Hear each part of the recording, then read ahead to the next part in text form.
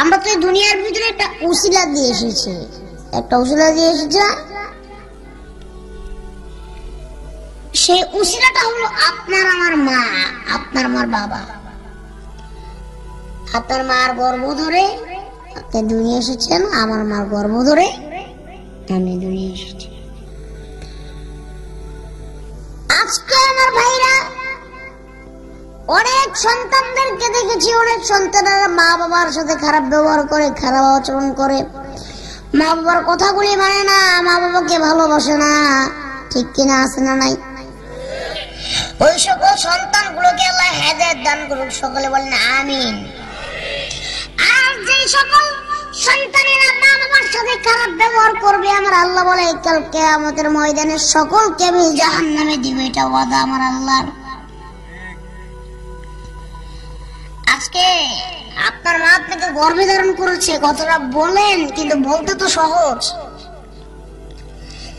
আজকে যদি 10 ইঞ্চি একটা ইট আপনার মাথায় যদি বেঁধে দিই আপনার মাথায়, আপনি 1 ঘন্টা 2 ঘন্টা 10 ঘন্টা যখন ঘুরবেন তখন দেখবেন মাথা ব্যথা করে কি করে না, অনেক অস্বস্তি লাগবে, মাথা ব্যথা করবে।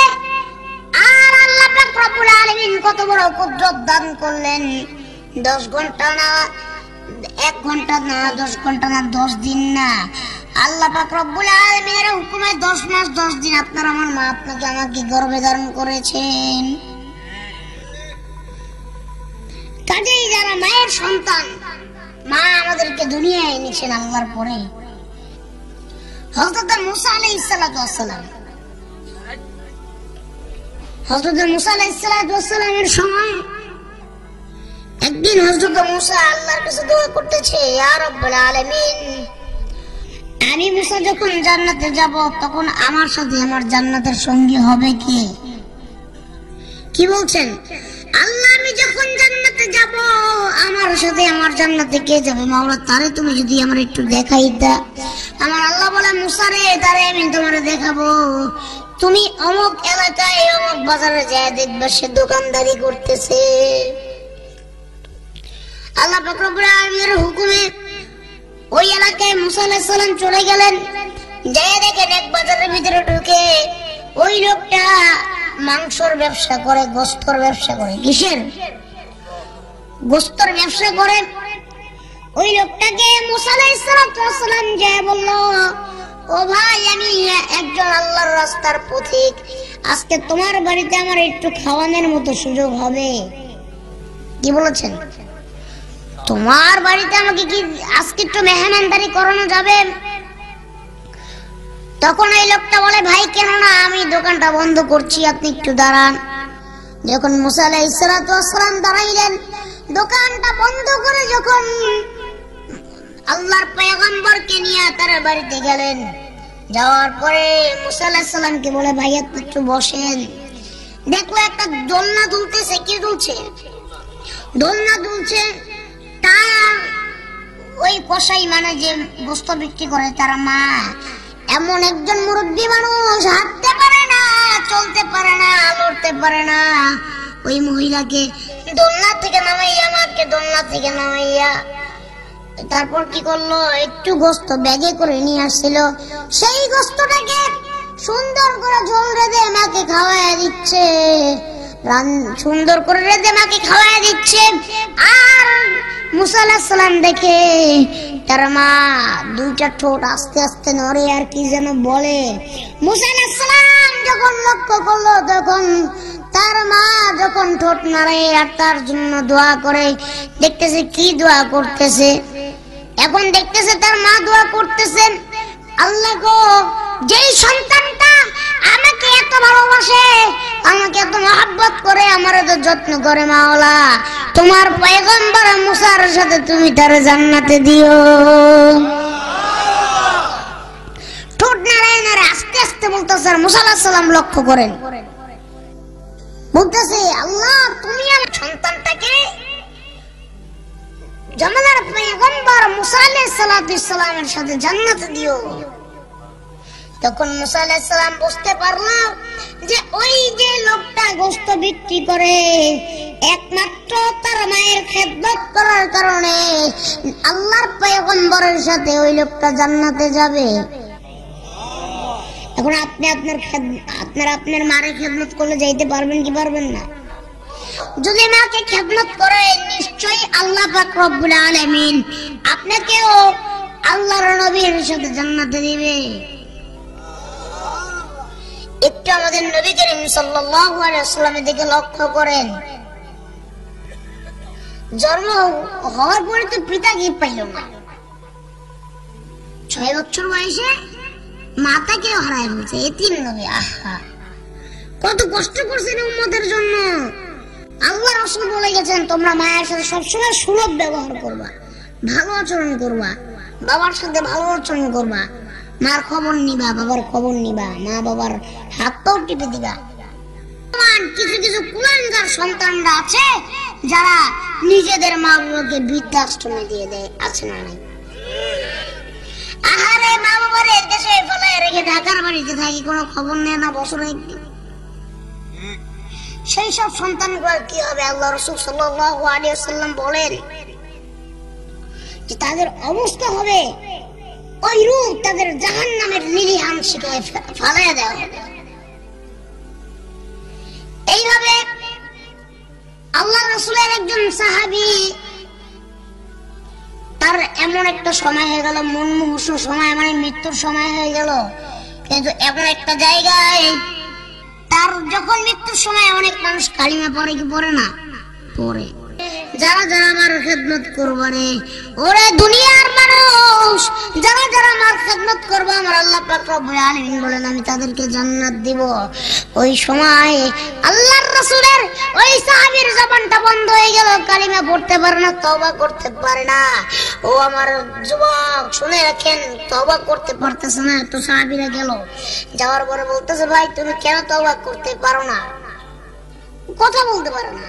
তো আল্লাহর রাসূলের কাছে গেলেন, ইয়া রাসূলুল্লাহ, ইয়া হাবিবাল্লাহ, আমাদের ভিতরে একজন লোক, আমাদের বন্ধু একজন তওবা করতে পারতেছে না, তো তওবা করতে পারতেছে না, কাজ করো। সে কি তার মায়ের সাথে কোনো বেয়াদবি করেছে? তোমরা তার মার কাছে যাও। ওই সাহাবীর মা মুরব্বি, বয়স্ক মানুষ, তার মার কাছে গেল, যাওয়ার পরে বলতেছে ও মা, তোমার ছেলে কি তোমার সাথে কোনো খারাপ ব্যবহার করছে? বলে না তো, আমার ছেলে তোমার সাথে কোনোদিন খারাপ ব্যবহার করে না।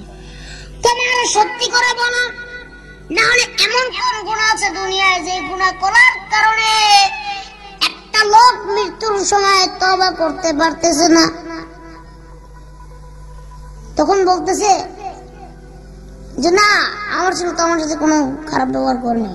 বলে না, তুমি সত্যি করে বলো, না হলে যে এমন কোন পাপ করেছে তাকে কবর দিব না, তাকে আগুনে পুড়িয়ে দিব। তখন মা বলতেছে বাবা, আমার সন্তান একদিন আমি সকালবেলা তার কাছে গিয়েছিলাম, আমার অনেক অসুস্থ ছিলাম, আমি যাওয়ার পরে তার দরজায় যখন আমি ধাক্কা দিয়েছিলাম, সে দরজা থেকে বের হয়ে আমাকে ধাক্কা দিয়ে ফেলে দিয়েছিল। নাউজুবিল্লাহ। আমি মা মনে করে কষ্ট নেই নাই, আমি তো আমার ছেলেকে ওই দিনই মাফ করে দিয়েছিলাম। তখন বলে মা গো, আপনি আবার মাফ করেন? কয় না, আমি তো মাফ করে দিয়েছি, আমরা আল্লাহ যেন আমার ছেলেকে মাফ করে দেয়। ওই মা যখন মাফ করেছে তখন সে সেই কালিমা পড়তেছে, কালিমা আল্লাহ তার জবানে জারি করে দিয়েছেন। এক লোক আল্লাহ রাসূল সাল্লাল্লাহু আলাইহি ওয়াসাল্লামের ভক্ত ছিলেন। উনি এক জায়গায় মাহফিলে গিয়ে শুনেছেন, ওয়াজে গিয়ে শুনেছেন যে যে ব্যক্তি নবীর উপর একবার দুরূদ পড়ে আল্লাহ তার উপর 10 বার রহমত নাযিল করেন। কয়বার? 10 বার রহমত নাযিল করেন। তো ওই লোকটা ওই সময় থেকে দুরূদ পড়া আরম্ভ করলো। তো উনি সারাদিনে দুরূদ পড়ে, কাজকর্ম করে না, খালি সারাদিন দুরূদ পড়ে সাল্লাল্লাহু আলাইহি ওয়াসাল্লাম, সাল্লাল্লাহু আলাইহি ওয়াসাল্লাম। এবং নবীর নাম নেওয়ার পর পরেই, নবীর নাম নেওয়ার পর পরে সাল্লাল্লাহু আলাইহি ওয়াসাল্লাম বলতে হবে, না বললে সমস্যা আছে। একটু পানিটা দাও। সাল্লাল্লাহু আলাইহি ওয়াসাল্লাম নবীর নাম শোনার সঙ্গে সঙ্গে বলতে হবে। আমরা বলবো তো ইনশাআল্লাহ। তো এরকম ভাবে ওই লোক কাজকর্ম ছেড়ে দিয়ে শুধু নবীর উপর দুরূদ পড়ে। এখন তার যে স্ত্রী ছিল, মানে তার বিবি, এক সময় তার উপর অনেক রাগ হয়ে গেল। আগে পছন্দ করতে, এক সময় রাগ হয়ে গেল। এখন রাগ হওয়ার কারণটা হচ্ছে সে যেই দোকান থেকে সদাই ক্রয় করত, সেই দোকানে তার 200 দিরহাম বাকি হয়ে গেছে। কত দিরহাম? এখন কাজ করে না, কর্ম করে না। ওই লোকটা বলে, তুমি যদি আমার 200 দিরহাম না দাও তাহলে আমি রাজার কাছে বিচার দিব, যদি আমার টাকা আমি না পাই তাহলে রাজার কাছে বিচার দিব, নালিশ দিব। তো ওই লোকটা তো অসহায়, অভাবী, কোথা থেকে দিবে 200 দিরহাম? এরকম ভাবে তার বউ বলতেছে, তুমি কি দুরূদ পড়ো নবীর উপর, তুমি কাজ করো না, কর্ম করো না। লোক আমাকে ঘরে এসে উল্টা পাল্টা কথা বলে যায়, রাজার দরবারে বিচার দিবে, তুমি যদি 200 দিরহাম না দিতে পারো। ওই লোকটা বিবির কথায়, ওই লোকের কথায় মনটা খারাপ হয়ে গেল। এরকম ভাবে দুরূদ শরীফ পড়তে পড়তে এক সময় ঘুমিয়ে গেছে। কোন সুবহানাল্লাহ।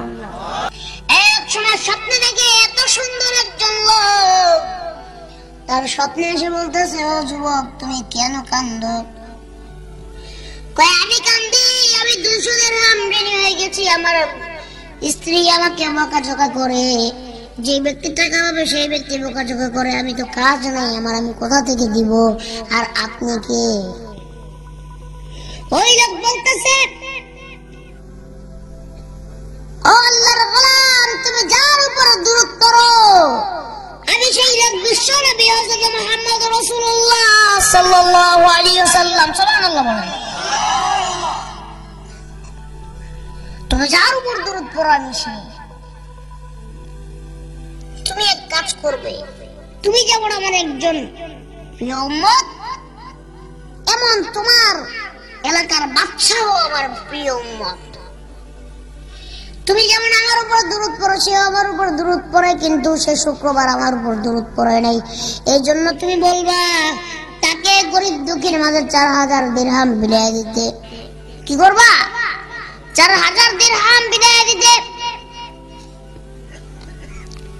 এই কথা ওই লোককে বলছে, আর ওই বাচ্চারও স্বপ্নে দেখায় দিছে, ওরে বাচ্চা, তোর কাছে এমন একজন লোক আসবে, তুমি কি করো নাই, সব তুমি দুরূদ পড়ো নাই, তুমি ওই লোকটাকে তুমি সাহায্য করবা আর 4000 দিরহাম গরিব দুঃখীরে বিলিয়ে দিবা।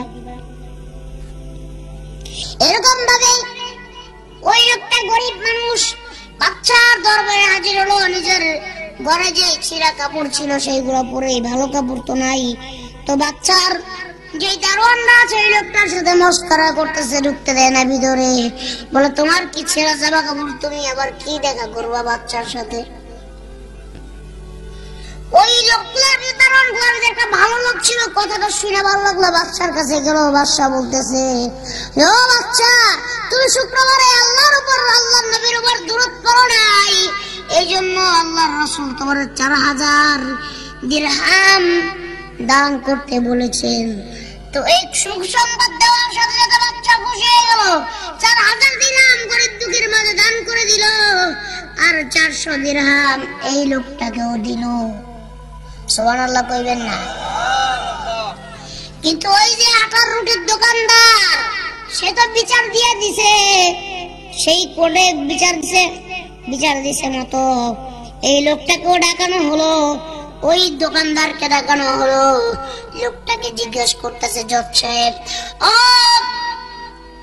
তুমি কি ওর কাছে বাকি খাইছো? যুবক, তুমি কি এই লোকের কাছে বাকি খাইছো? লোকটা বলে, হ্যাঁ আমি বাকি খাইছি। তাহলে তুমি তার 200 দিরহাম কেন ফেরত দাও না? তখন বলতেছে, এই যে মহামান্য আদালত, আমি 200 দিরহাম নিয়ে এসেছি, এই নেন 200 দিরহাম, আমি ফেরত দিয়ে দিলাম। এখন 200 দিরহাম যখন ফেরত দিয়ে দিয়েছে, তো ওই সময় বলে, ওই লোকটা টাকাটা নিয়ে না নেওয়ার আগে বলে, একটা কথা আছে। কি কথা? যেই লোক 2 দিন আগে খাইতে পাইতো না, ওই লোক হঠাৎ রাতারাতি 200 দিরহাম কোথা থেকে পাইল? নিশ্চয়ই সে চুরি করছে, আপনার জিজ্ঞাসা করেন। তখন ওই লোকটাকে জজ সাহেব জিজ্ঞাসা করছে যে, আসলে তুমি তো 2 দিন আগে খাইতে পাইতে না, তুমি দোকান বাকিদার, তুমি 200 দিরহাম কোথা থেকে পেলা, সত্যি করে বলো। তখন লোকটা কাঁদতেছে আর বলতেছে, আমি তো জানি না, আপনাদের রাজাকে যে জিজ্ঞেস করেন। কাকে? রাজাকে।